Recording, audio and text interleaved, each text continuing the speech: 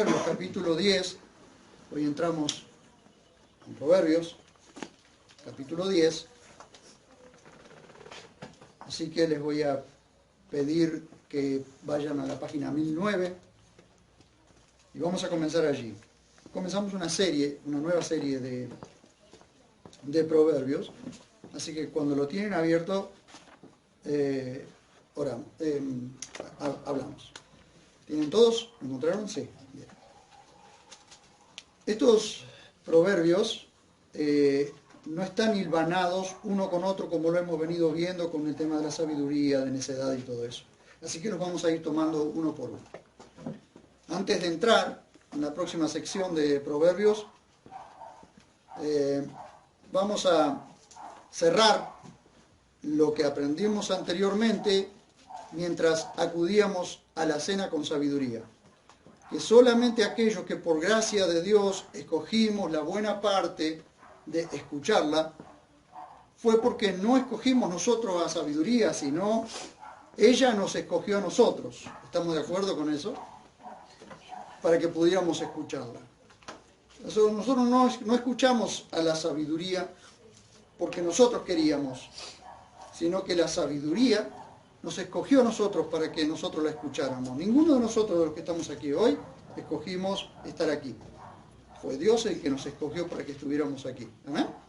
Entienda.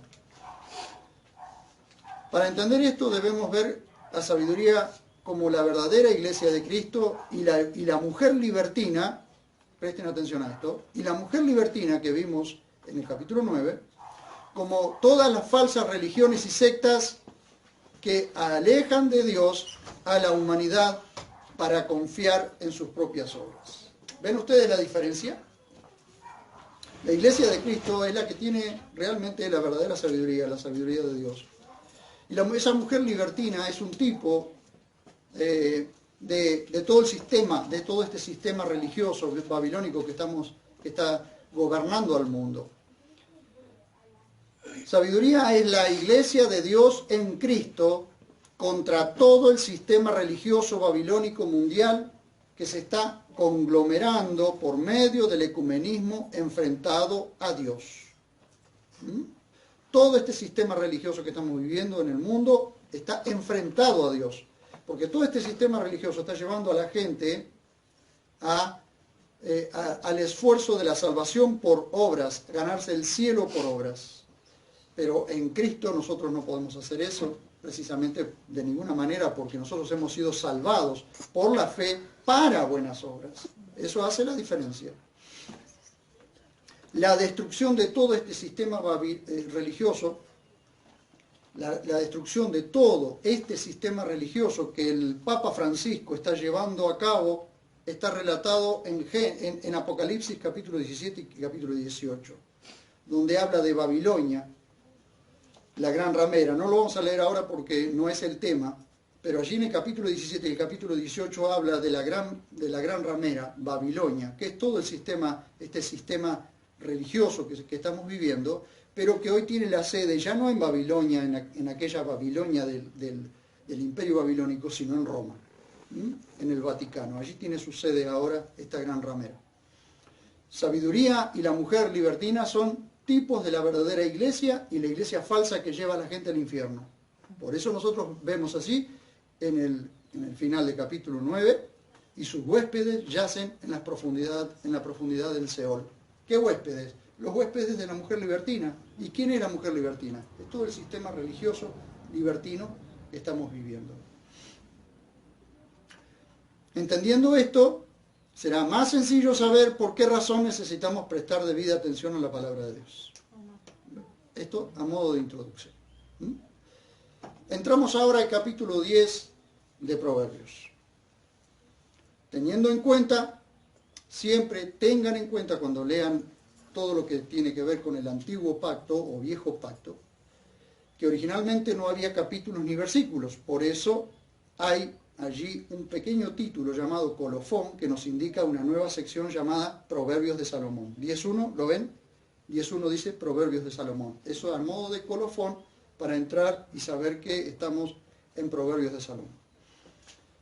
Estos proverbios son llamados dísticos, porque se componen de dos versos en forma de contrastes, donde se ilumina a través de, donde se ilumina el mismo proverbio a través del contraste que tienen. Ahora cuando los vamos leyendo se van a dar cuenta de los contrastes. El contraste ilumina un versículo con el otro, ¿sí?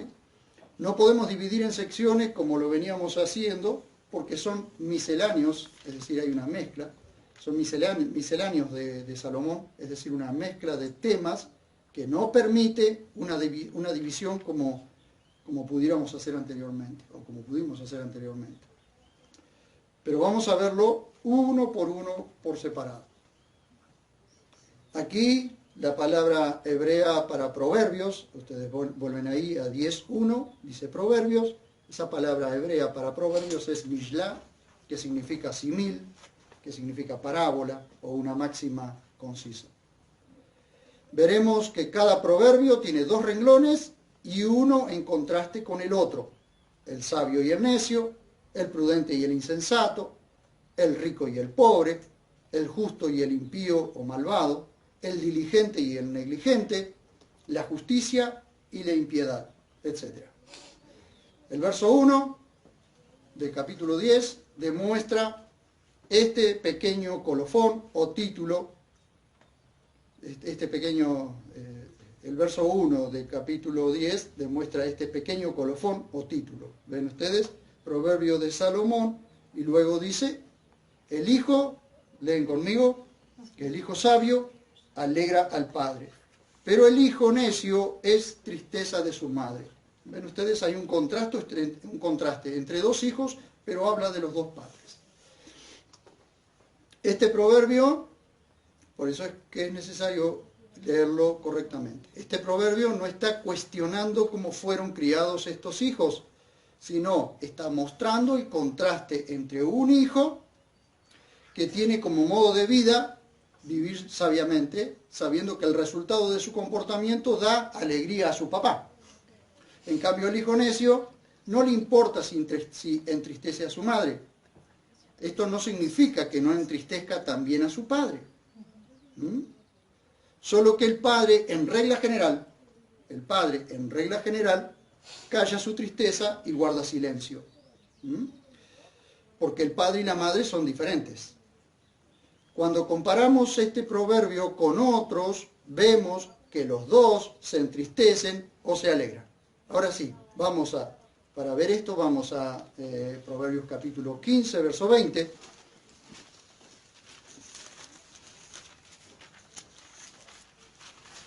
¿Se va comprendiendo hasta aquí? ¿Se va entendiendo? 15:20, mire, dice, el hijo sabio alegra al padre, pero el hombre necio desprecia a su madre. Bien, 23, vamos a Proverbios 23, 24 y 25.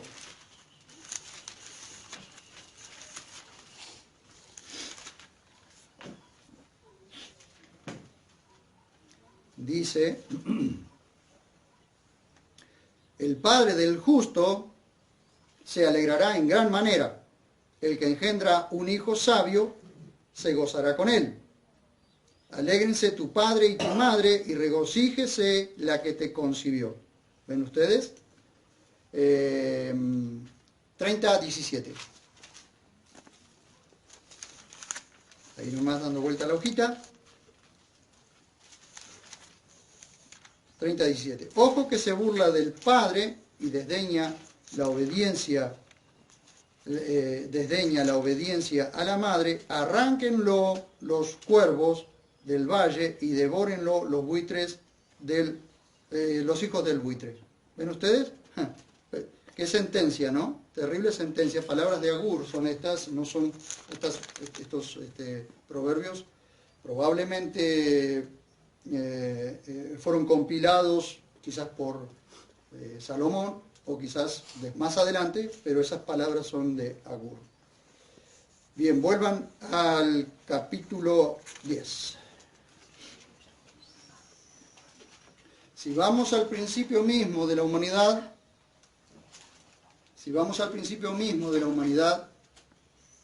Fíjense ustedes que tenemos el ejemplo de Caín y Abel.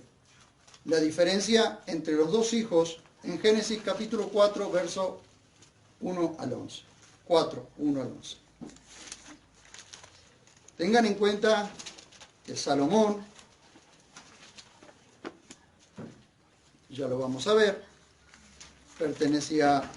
Salomón era judío, pertenecía a Israel, así que la ley de Dios estaba en sus manos. La conocía, y conocía plenamente la historia de Moisés, de Caín y Abel, porque Moisés había compilado compilado y editado todo el libro de Génesis, y lo depositó junto con los otros 4 libros de la ley, lo depositó en Israel. Bien, dice, para poder ver nosotros la diferencia entre dos hijos, porque cuando Salomón escribe los proverbios, él ya tenía en mente, ya sabía, por observación, sabía la diferencia entre dos hijos, pero también probablemente lo escribe a base de lo que había pasado ya en el principio de la humanidad, en el Génesis de la humanidad. Génesis capítulo 4, verso 1 al 11. ¿Lo tienen todos? Vean ustedes. Esto es en el principio de la humanidad, hermanos. Ni bien Adán y Eva son expulsados del huerto del Edén, ocurre esto. Si una mamá perdió a su hijo, tenemos que entender que la primer mamá perdió a su hijo en la humanidad.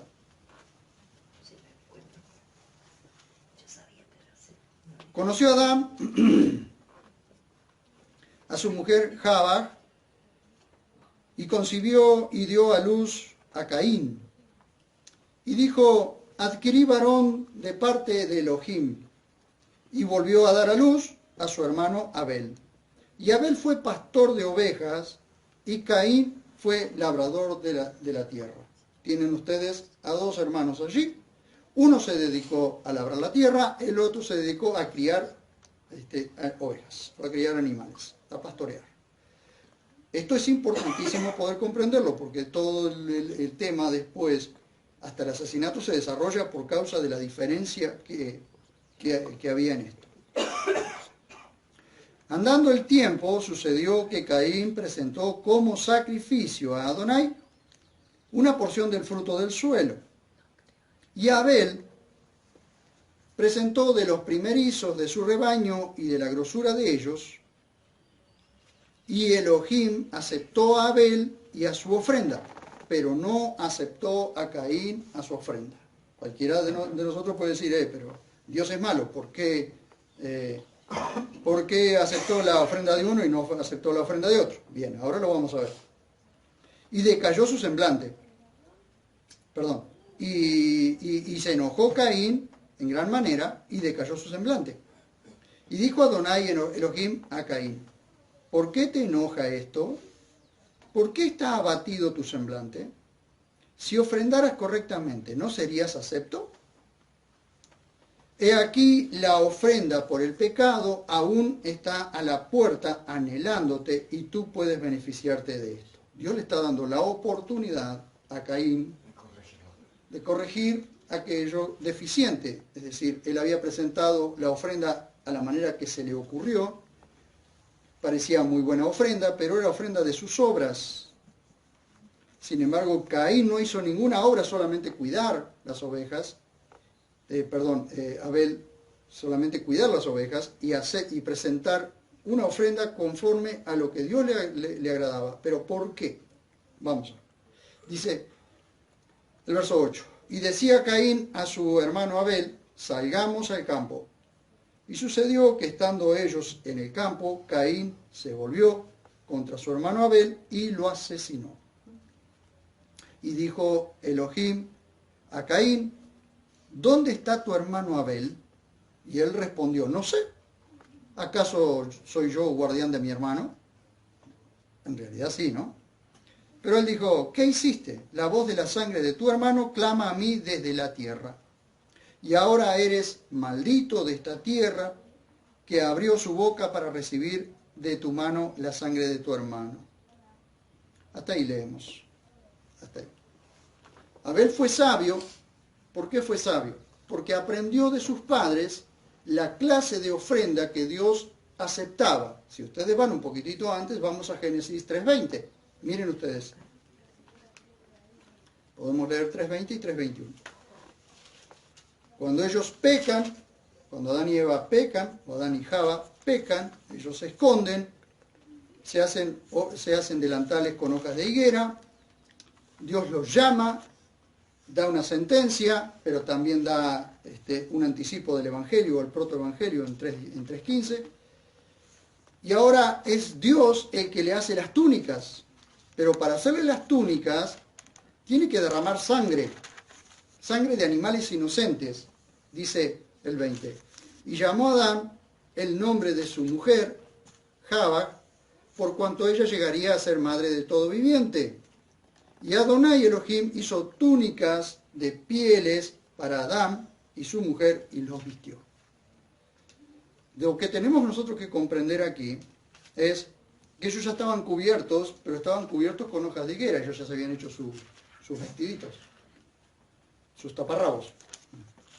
Pero delante de Dios eso no servía para nada. Estaban desnudos de toda forma.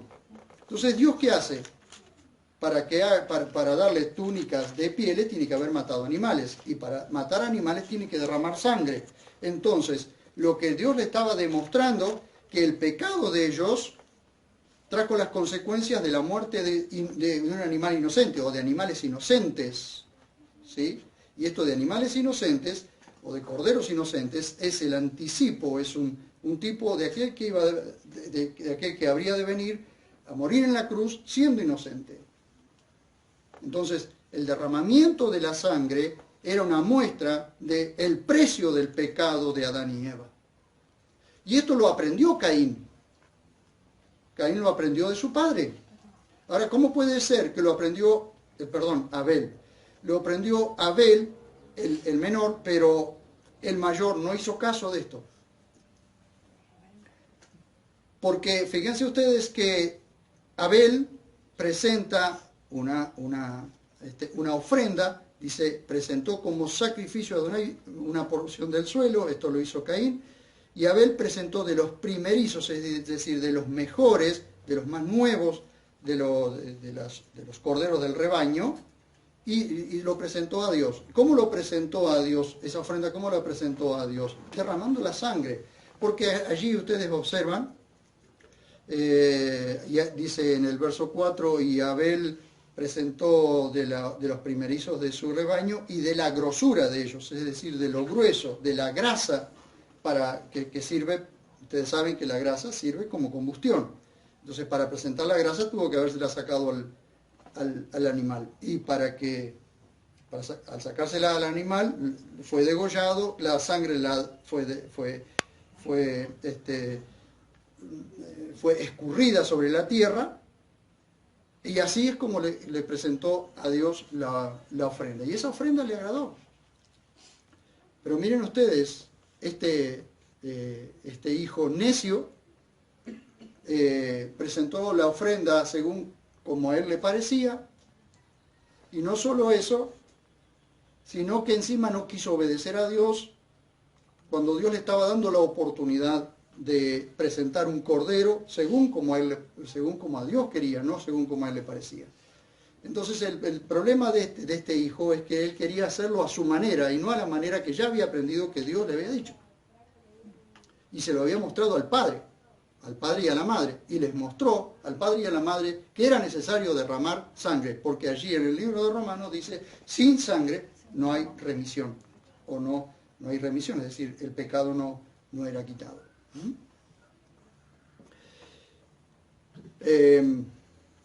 Caín fue un necio. Ahora fíjense ustedes, 3000 años después Salomón escribía Proverbios 17:21. Miren.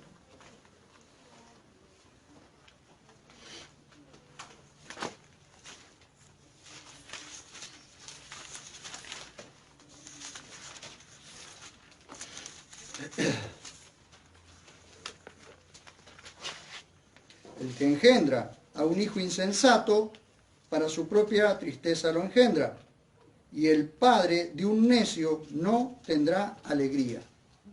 Observe, Adán y Eva engendraron un hijo sabio y engendraron un hijo necio.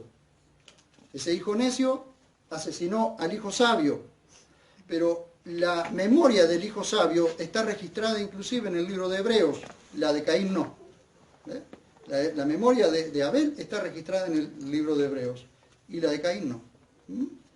Eso también nos muestra algo. Convengamos que cuando Salomón escribió Proverbios era joven y su corazón todavía no se había alejado de Dios. Por tanto, su padre, David, no sufrió, presten atención a esto, su padre, Salomón era joven cuando escribió Proverbios, la sabiduría estaba en él, y David no sufrió la necedad de Salomón. ¿Entienden eso? No sufrió David no sufrió por la necedad de Salomón. Salomón luego se apartó de Dios, pero David no lo vio eso y no lo sufrió. Y por eso Salomón podía escribir con esta sabiduría. Después Salomón, ya siendo casi ya un hombre maduro, casi anciano, no anciano, un hombre maduro, porque quizás tenía unos 45, 50 años cuando se empezó a apartar su corazón de Dios. Mire, el rey David dejó todo el material necesario para que su hijo Salomón, el heredero al trono, construyera la casa de Yahvé, el Dios de Israel, lo cual había sido el anhelo de David, pero Dios no se lo permitió. Dios no le permitió a David construir porque tenía sus manos llenas de sangre, era un hombre de guerra. Sin embargo, le permitió todo el material, acumuló todo el material para que su hijo Salomón fuera el que construía. Y eso fue una alegría para David. Salomón fue una alegría para David. Pero miren ustedes,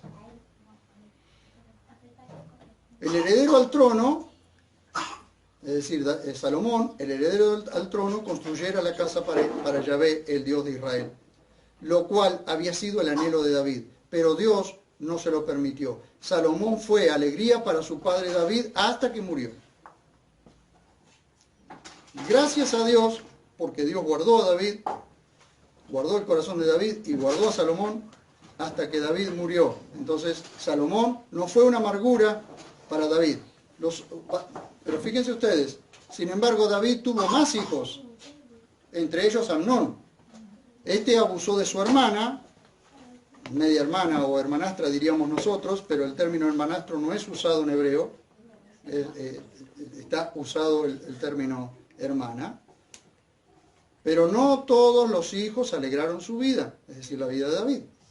Así tenemos los hijos de Noé, los hijos de Isaac. Van a ver ustedes cuando ven la historia de Noé o la historia de Isaac, la historia de Jacob, que hay hijos que trajeron alegría, pero otros hijos trajeron mucha tristeza a estos hombres de Dios, hombres de Dios. Algunos hijos trajeron alegría y otros hijos trajeron tristeza a Noé, a Isaac y a Jacob. Ya con el tiempo vamos a ir viendo la historia de cada uno y veremos que algunos hijos entristecieron a estos hombres de Dios. Algunos fueron tristeza y otros alegría para sus padres. Este proverbio muestra el carácter de un hijo y otro, no cómo fueron criados, porque eso lo veremos en otros proverbios. Fíjense ustedes, Proverbios 10:1, van a ver el contraste entre un hijo y otro. El hijo sabio alegra al padre, pero el hijo necio es tristeza de su madre. Si ustedes observan el proverbio, van a darse cuenta ustedes que lo que está mostrando es el carácter de uno y del otro, pero no muestra cómo fueron criados. No está diciendo la culpa fue de los padres porque uno fue necio y el otro fue sabio. No. Acá está reflejando, digamos, el carácter de cada uno. Luego hay proverbios más adelante que muestran cómo disciplinar, cómo criar a los hijos. ¿Bien? ¿Se va entendiendo hasta allí? Veamos un poco el contexto cultural e histórico de Proverbios. Así que quiero que me presten mucha atención porque esta es la única forma en que van a poder entender cómo están escritos Proverbios y por qué están escritos así. Tengamos siempre presente que fue escrito alrededor del 950 a.C., el Proverbios. Aunque la recopilación duró muchos años, pero alrededor del 950 comenzó Salomón a escribirlos. Escrito por un judío, es decir, Salomón, para el pueblo judío primariamente, bajo una ley y un pensamiento de gobierno teocrático. ¿Qué significa teocrático? Gobierno de Dios, es decir, Dios gobernando la nación, cosa que no pasa en ninguna otra nación, pasó solamente en Israel. Así que es un libro sapiensal, es decir, para pensar, que extrae de forma poética mucho de la esencia de la ley de Yahvé. Proverbios es sabiduría práctica para aquellos que desean ser agradables a Dios. Proverbios es, y repito, Proverbios es sabiduría práctica para aquellos que desean ser agradables a Dios. Pero tengamos en cuenta que ningún ser humano puede llegar a ser salvo por sus propios esfuerzos, por esfuerzo propio. Así que el hecho de que cualquiera lea Proverbio y lo ponga en práctica, eso no significa que le agrade a Dios. Porque para ser agradables a Dios, tenemos que poner Proverbios en práctica habiendo nacido de nuevo, habiendo creído en el Señor Jesucristo como único y suficiente Salvador. Cualquier ser humano puede leer Proverbios y esforzarse por ser una buena persona, pero no llegará más de eso, a ser una buena persona. Sin embargo, Proverbio, leyéndolo de este lado de la cruz y habiendo creído en el Señor Jesucristo como único y suficiente Salvador, el Espíritu Santo es el que nos ayuda a poner en práctica Proverbios. ¿Se va entendiendo?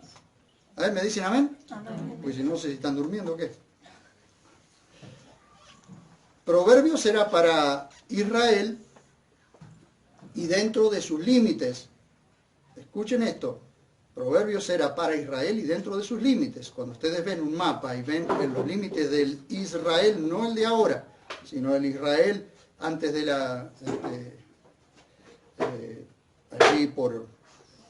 antes de la cruz, o antes de que Cristo apareciera al mundo, van a ver que el mapa era bastante grande. Proverbios era para Israel y dentro de sus límites solo aquellos que abrazaban la fe judía podían disfrutar de Proverbios. Hoy nosotros, gentiles, ¿quiénes somos los gentiles? Aquellos que no somos judíos. ¿Hay algún judío aquí? Somos todos gentiles. Para los judíos, nosotros, los gentiles, somos llamados goyim, es decir, paganos. Paganos, idólatras. Para ellos somos así o éramos así, goyim, paganos. Pero nosotros los gentiles no teníamos ni la menor idea de Proverbios. ¿Ven ustedes? Hoy nosotros, gentiles, salvados por gracia, podemos leer, entender, disfrutar y practicar lo escrito en Proverbios. Nosotros podemos disfrutar del libro de Proverbios. No cualquiera lo puede disfrutar. Nosotros lo podemos disfrutar y nosotros podemos pedirle al Señor que nos ayude a poner en práctica el libro de Proverbios. Cada proverbio nos entra, lo analizamos, luego con el tiempo vamos a ir viendo que vamos practicándolo. Porque el Espíritu Santo es el que nos lleva a practicarlo. Si el Espíritu Santo no lo hace, no lo podemos hacer. Nunca podremos ser agradables a Dios si no es por medio de esta salvación en Cristo. En la actualidad, cualquiera puede leer Proverbios y hacer el esfuerzo para practicarlo, pero solo los cristianos podemos poner en práctica la sabiduría que encierra este libro y ser agradables a Cristo. ¿Cristo qué es? Cristo fue hecho sabiduría de Dios. Qué privilegio tenemos al poder ver a Cristo en el libro de Proverbios cuando su propio escritor, Salomón, no pudo verlo. Salomón no pudo ver a Cristo en Proverbios. Él escribió Proverbios, pero no pudo ver a Cristo en Proverbios. Nosotros, ahora, podemos ver a Cristo en Proverbios. Nosotros podemos verlo. Porque la sabiduría en Proverbios es Cristo, hecho Cristo fue hecho sabiduría de Dios para nosotros. Proverbios 10:2. ¿Me siguen? Proverbios 10:2. Dice: los tesoros de impiedad no son de provecho, pero la justicia libra de la muerte. ¿Lo tienen? Los tesoros de impiedad no son de provecho, pero la justicia libra de la muerte. Es interesante observar que no todas las versiones registran, me estoy adelantando. Aunque no guarda una aparente relación con el proverbio anterior, cuando lo analizamos vemos nuevamente dos clases de personas. ¿Ven? Allí, si ustedes lo observan con cuidado, Proverbios 10:2, van a ver ustedes dos clases de personas allí. Los que impíamente acumularon tesoro y los que actúan en justicia siendo librados de la muerte. ¿Ven? Esas dos clases de personas. Que al fin y al cabo, volvemos a tener dos clases de personas como en el versículo 1. La persona sabia jamás acumularía tesoros impíamente. Una persona sabia que teme a Dios jamás acumularía tesoros impíamente. Ser un impío es no ser pío, es decir, no vivir de acuerdo a la voluntad de Dios. Esa es la cuestión. Y el justo actúa de manera tal que todo lo que adquiera será fruto de su esfuerzo y no del esfuerzo de otro. Porque el que acumula tesoros de impiedad, seguro que los acumuló con el esfuerzo de otra persona. Sin embargo, una persona justa, un sabio, nunca acumularía tesoros a costa de otro, a costa del esfuerzo de otro. Salomón escribe este proverbio cerca del año 950 a.C., basándose en la ley de Moisés, escrita al pie del monte Sinaí. Cerca del año 1400 a.C., Moisés escribe al pie del monte Sinaí, antes de entrar a la tierra de Israel, o antes de llevar a Israel a su tierra prometida, escribe lo que vamos a leer ahora en Levíticos.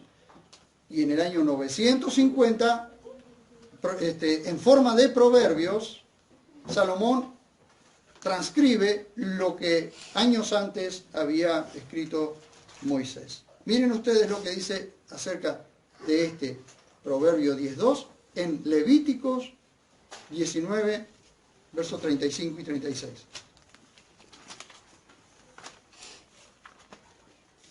Levíticos 19.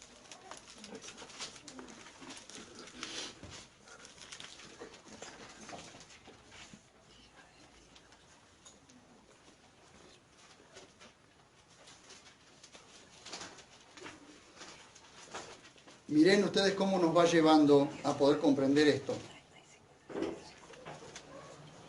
Levíticos 19, 35 y 36. Es en la página 138. ¿Lo tienen? ¿Eh? ¿Sí? 138. Bien. Miren.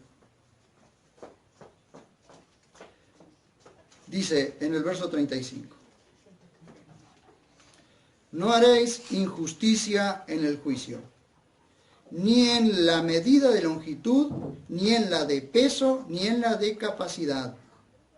Tendréis balanzas de justicia, pesas de justicia, e hin, es decir, el hin es una medida de grano, para el grano de trigo, hin de justicia. Yo, Yahvé, vuestro Elohim, que os saqué de la tierra de Egipto. Guardaréis pues todos mis estatutos y todos mis decretos y los pondréis por obra. Yo, Yahvé. ¿Saben qué significa eso? Que Dios está prohibiendo que cuando entren a su tierra prometida y comiencen los negocios, comiencen el comercio, ninguno tenga una balanza injusta para robarle al que venía a comprar. ¿Ah? Miren ustedes, Deuteronomio capítulo 25. Un poquito más adelante.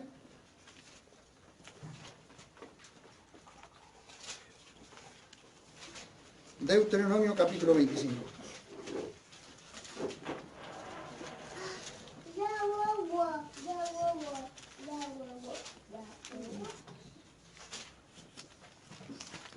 Deuteronomio 25. Dice, ¿lo tienen? Verso 13 al 16. Vamos a ir hilvanando la escritura, haciendo un trazado hasta poder ver por qué está hablando de esto. Dice, 13 al 16. No tendrás en tu bolsa pesas diferentes, una grande y una pequeña. Es decir, ¿vieron ustedes? Las balanzas en aquel tiempo no eran electrónicas. ¿Sí? Se usaban unas pesitas o piedras. ¿Sí? Entonces cada piedra en una parte, cuando se colocaba lo que se iba a comprar en la otra, tenía que equilibrarse. ¿Sí? Tenía que equilibrarse. Entonces decía, Dios le dice, no tendrás dos pesas del mismo peso.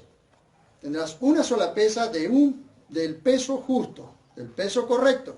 Porque había algunos que estafaban a la gente, que ponía una pesa más grande, entonces lo que compraba era el peso de lo que compraba era menor, pero la gente no se daba cuenta. ¿Por qué? Porque en la balanza pesaba justo.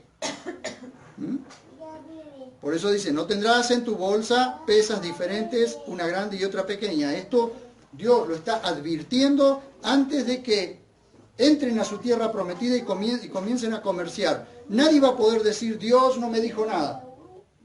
Porque Dios lo está diciendo antes de que entren y comiencen a hacer comercio. Porque Dios siempre primero advierte y luego disciplina. No tendrás en tu bolsa pesas diferentes, una grande y una pequeña. No tendrás en tu casa medidas diferentes, una grande y una pequeña. Tendrás pesa exacta y justa. Tendrás medida exacta y justa. ¿Para qué? Para que tus días se prolonguen en la tierra de Yahvé tu Elohim, que Yahvé tu Elohim te da. Porque todo el que hace estas cosas, todo el que comete injusticia, es abominable a Yahvé tu Elohim. ¿Ah? O sea, la gente ahora estafa a la gente y cree que se va a salir con la suya. Y no es así. Tarde o temprano, más temprano que tarde, pagarán las consecuencias.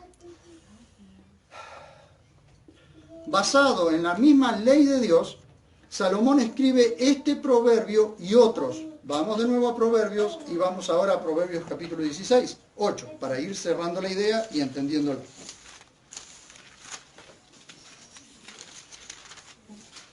Entonces ustedes tienen, los tesoros de impiedad no son de provecho, pero la justicia libra de la muerte. Observaron ustedes que allí decía, si ustedes son injustos, sus días se les acabará pronto. Entonces, 16.8 dice,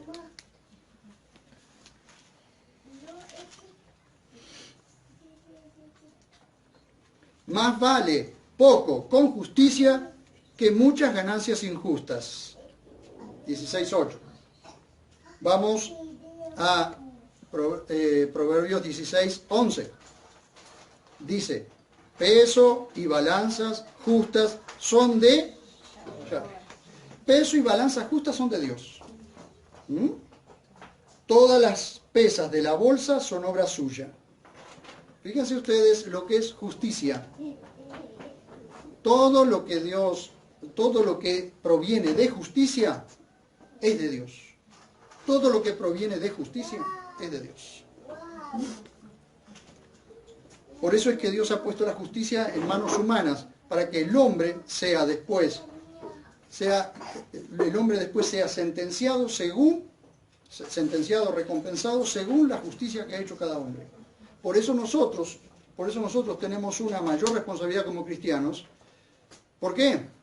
Porque Dios nos ha dado su Espíritu Santo y mediante su Espíritu Santo nosotros podemos realmente entender dónde está lo que es justo y lo que no es justo, lo que es blanco, lo que es negro, lo que es pío y lo que es impío, lo que es malo, lo que es bueno, lo que es bueno, lo que es malo, lo que es bueno, lo que es mejor. Entonces Dios siempre nos ha dado su Espíritu Santo para que nosotros podamos ser justos. Por eso no se puede concebir cuando un cristiano es dueño de un local o un negocio o algo que sea y está robándole a la gente. Y piensa que se va a salir con la suya. No, hermanos, ya he visto a varios caer.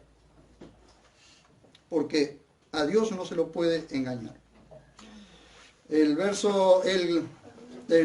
capítulo 20, verso 10 y 23.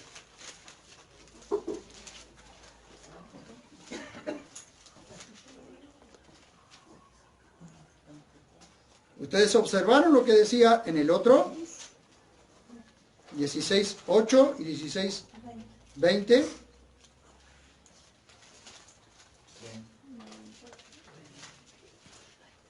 Perdón, les dije 16:8 y 11. 20 días. Sí, el 16:8, el 16:11 dice, pesa y balanzas justas son de Yahvé, todas las pesas de la bolsa son obra suya. Pero miren ustedes ahora cuando vamos al 20:10. Dice, pesa falsa y balanza y medida falsa, ambas son abominación a Yahvé. Ajá. Es abominable, es decir, como la abominación es como detestar, es como producirle vómito a Dios. ¿Mm? El 23 dice, las pesas desiguales son abominación a Yahvé y una balanza con trampa no es buena. Muchos cristianos deberían leer los proverbios, 21:6. Acumular tesoros con lengua mentirosa es vanidad ilusoria y lazo de muerte. Toma, pavo. Vanidad ilusoria y lazos de muerte. Vuelvan a Proverbios 10. Entonces Salomón escribe estos proverbios y otros siempre basado en la ley de Dios, o teniendo como referencia la ley de Dios, que fue lo que leímos en Levítico y en Deuteronomio. Pero sucede, miren, escuchen esto por favor, pero sucede que casi 300 años después que Salomón escribe estos proverbios, viene sobre Israel la reprensión de Dios por medio del profeta Miqueas por tener que soportar, esto lo dice Dios, por tener que soportar en medio de su pueblo lo que él les había prohibido. Por tanto, vendrá el castigo. Miqueas, capítulo 6, versos 6 a 16. Miqueas. El que lo encuentra primero me dice la... Página 473. 473.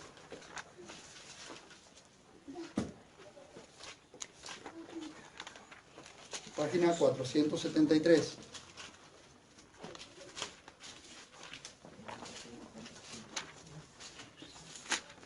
¿Lo encontraron?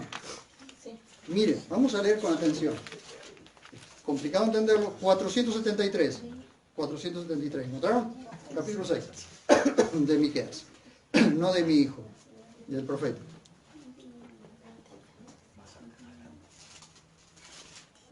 Miqueas 6, del 6 al 16.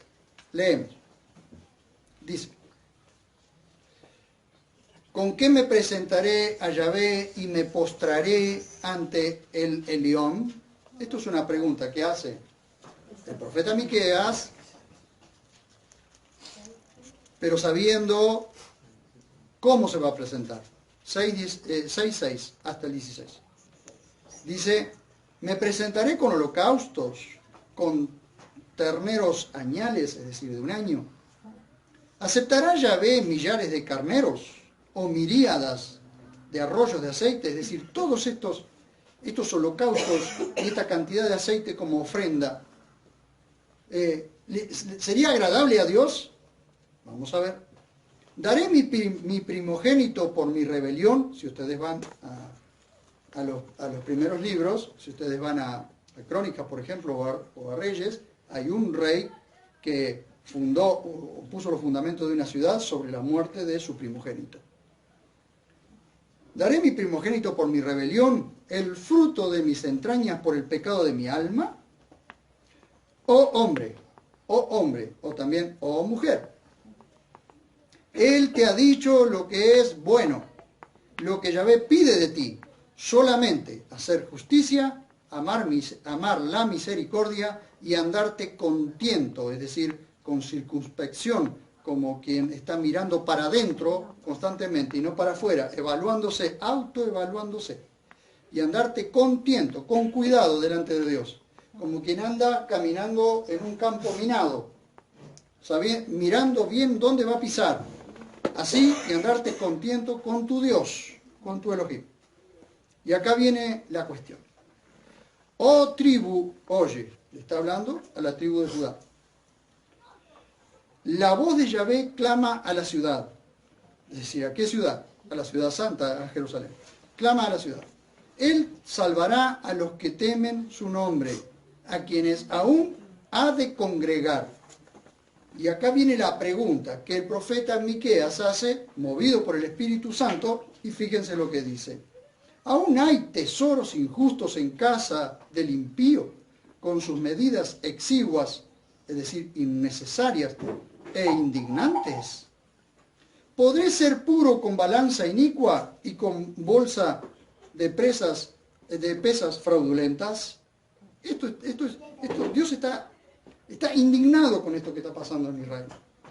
Dice, ¿cómo piensan? Lo decimos de otra manera. ¿Cómo piensan que pueden ser puros con balanza inicua y con bolsa de pesas fraudulentas? ¿Cómo piensan que pueden ser puros? Verso 12. Los ricos están atestados de violencia y sus habitantes hablan mentiras. Tienen en la boca una lengua engañosa. Pues yo también te hiero con una gran herida y te hago asolar por causa de tus pecados. Comerás y no te saciarás. Ténganlo en cuenta esto porque en un próximo proverbio vamos a hablar acerca de esto. Comerás y no te saciarás. Y el abatimiento estará en medio de ti. Recogerás, pero no lo conservarás. Y lo que logres conservar, yo lo entregaré a la espada. Sembrarás, pero no cosecharás. Prensarás olivas, pero no te ungirás con el aceite. Y uvas, pero no beberás del vino. Porque, y miren ustedes aquí, porque se guardan los mandamientos de Omri, un rey perverso de Israel, y toda práctica de la casa de Acab, el hijo de Omri. Y vosotros seguís en pos de sus consejos, para que yo haga de ti un asombro y de tus habitantes un motivo de burla, y tengáis que soportar la afrenta de mi pueblo. Años después, poquitos años después, Israel va cautivo al imperio asirio o a Siria, y Judá va a Babilonia cautivo. Quedaron cautivos del enemigo. ¿Por qué? Porque ellos guardaban en sus casas tesoros de impiedad. Por eso dice el Proverbio 10:2, los tesoros de impiedad no son de provecho, pero la justicia libra de la muerte. Miren ustedes. Jesús sentencia la avaricia, y eso lo vemos en Lucas 12, 13 al 21. Síganme los buenos. Lucas 12,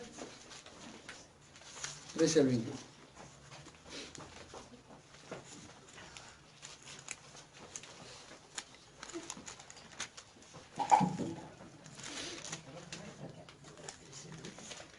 Lucas 12, 13 al 21.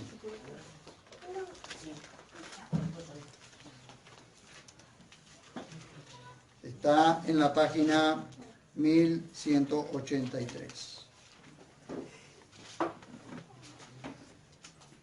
Dice,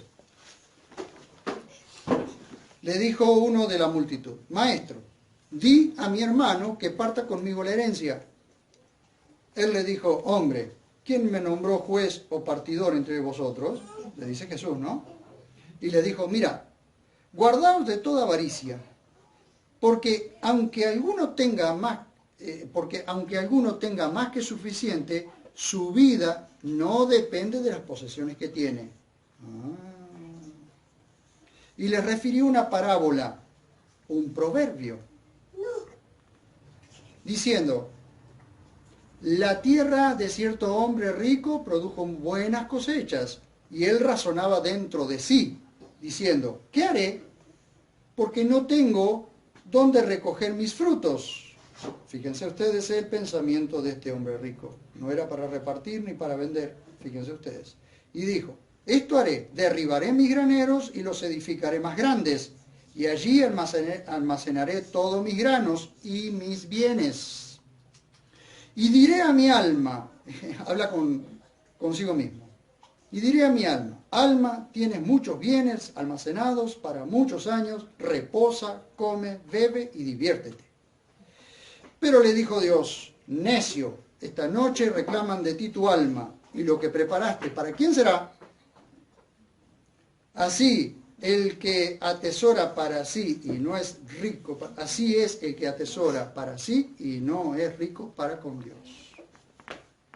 Cuidado, porque Dios nos llama a nosotros a ser equilibrados, a ser equilibrados. Jacobo sentencia a los enriquecidos injustamente y exhorta a los creyentes a ser pacientes. Ahí sí, vamos ahora a Jacobo, capítulo 5, verso 1 al 9. Pues con esto vamos a ir terminando. Jacobo. Recuerden siempre que no es Santiago, es Jacobo. El verdadero nombre del escritor de este libro no es Santiago, como dice en todas las traducciones, sino Jacobo, como dice la Biblia textual, cuarta edición. Porque así es el nombre de él. Jacobo. Capítulo 5. Miren ustedes la sentencia que Jacobo hace. 1252. 1252. ¿Lo tienen? Vamos ahora, los ricos. Llorad, aullando por las miserias que os sobrevienen. Vuestra riqueza se ha podrido y la polilla ha carcomido vuestras ropas. Vuestro oro y vuestra plata se han enmohecido y su moho testificará contra vosotros. ¿Por qué su moho testificará contra vosotros? Porque el acumular va enmoheciendo y esa acumulación es injusta.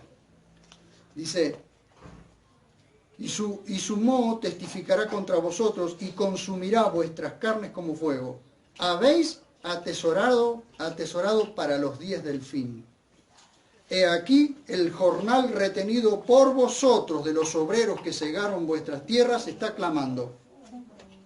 Es decir, está hablándole a los ricos que se enriquecieron injustamente a causa o a costa de los jornaleros, de los obreros. Y el clamor de los segadores ha llegado a oídos del Señor de los ejércitos. ¿Por qué? Porque los segadores, en su clamor, en su queja, en su reclamo, llegaron a los oídos de Dios. O sea que nadie se va a escapar de esto. Habéis vivido en la tierra en medio de lujos y os entregasteis a los placeres. Habéis engordado vuestros corazones como en el día del degüello. Habéis condenado y dado muerte al justo sin que os hiciera resistencia.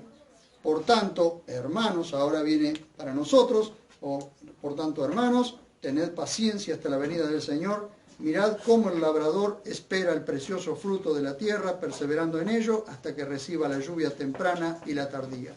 También vosotros, sed pacientes y afianzad vuestros corazones, porque la venida del Señor está cerca.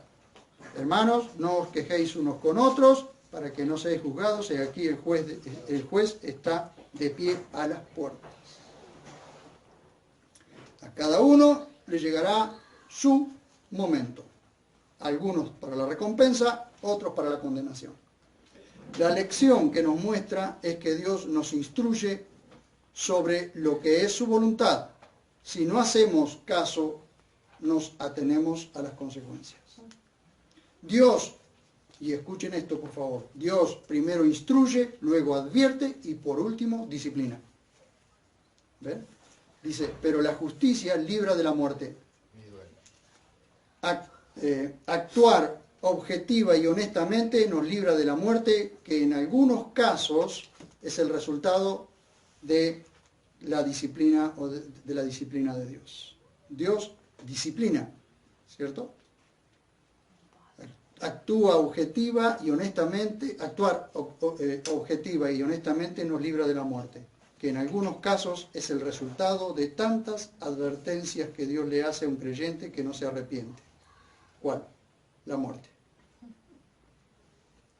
Dios advierte, advierte, advierte. Por eso dice, la justicia libra de la muerte. Pero aquel que no actúa que no actúa con justicia, que no actúa conforme a la voluntad de Dios, y Dios le llama la atención una y otra vez, una y otra vez, y una y otra vez, en el último de los casos, como lo vemos en 1 Corintios 11, 31 y 32, allí vemos muchos duermen. Es decir, ¿por qué? Porque en el último de los casos Dios se los lleva antes de tiempo. Pero eso sucede cuando Dios ya ha advertido muchas veces sobre el comportamiento de su Hijo. ¿Amén? Llegamos hasta aquí porque luego vamos a entrar al Proverbio capítulo 10, verso 3. Yahvé no deja padecer hambre al alma del justo, pero impide que se sacie la avidez de los malvados. Y hay algo maravilloso que le quiero mostrar en el próximo encuentro. ¿Amén?